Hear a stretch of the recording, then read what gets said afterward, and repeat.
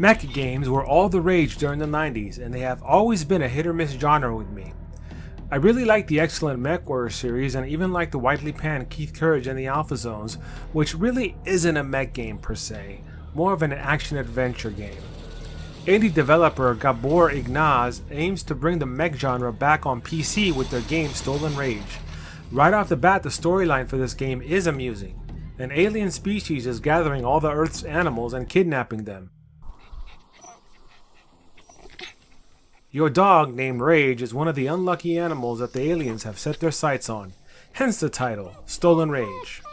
You start the game in your cabin, doing some normal things, fixing broken plumbing,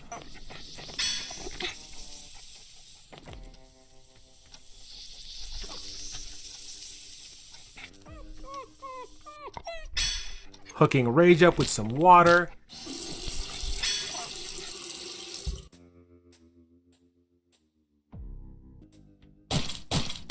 and skinning a rabbit. While on the way to cook your freshly skinned rabbit, the aliens take the opportunity to launch a surprise attack on you and nab your puppy. Poor puppy.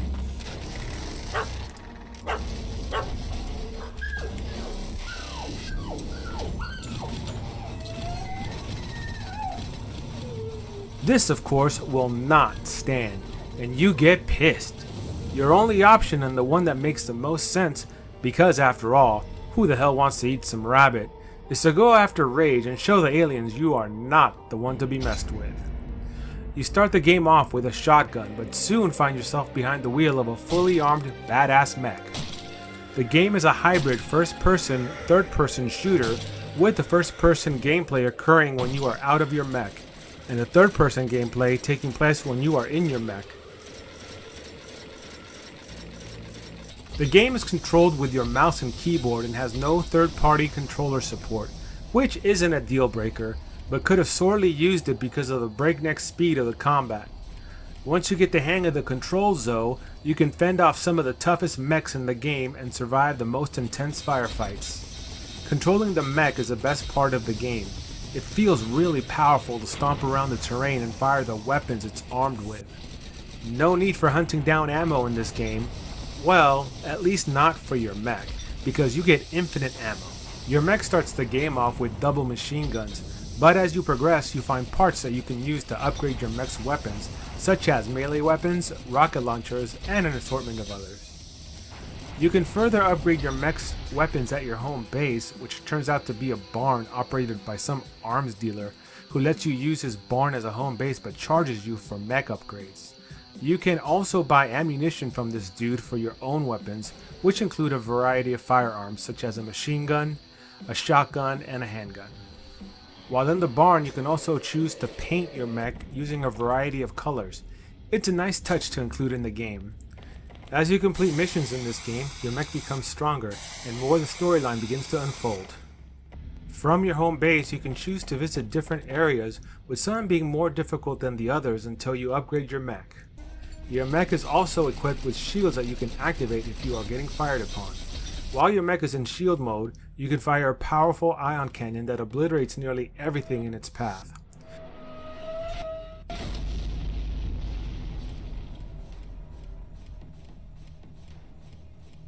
Along the way, you will meet different characters that you can assist. For example, early in the game you find this person who needs their medication, which they left in their cabin and happens to be crawling with aliens. A bit later on in the game, you meet a girl who is also piloting a mech and is broke down. She asks for your help and you agree to cover her while she fixes her mech, and wave after wave of mechs comes at you both. While I did have fun with this game, it lacks overall polish. For example, the first-person graphics that are utilized in this game look straight out of the 90s. This being an indie title, without unlimited resources like larger developers have, you have to sort of temper your expectations of how good this game is going to look. Say for example, when compared to Fallout 4. The other thing is when you die, it takes you into a dark screen. No blow-up animation, no destroy sequence, no ability to jump out of the mech and start blasting, just a black screen of death. The developer could have put a bit more pomp and circumstance into the death end screen. I realize this is not really a big issue, but it just adds to the overall quality of the game. The other thing about this game is the sound. It's a bit repetitive at parts, and while driving one of the trucks around, the truck was just sounding off.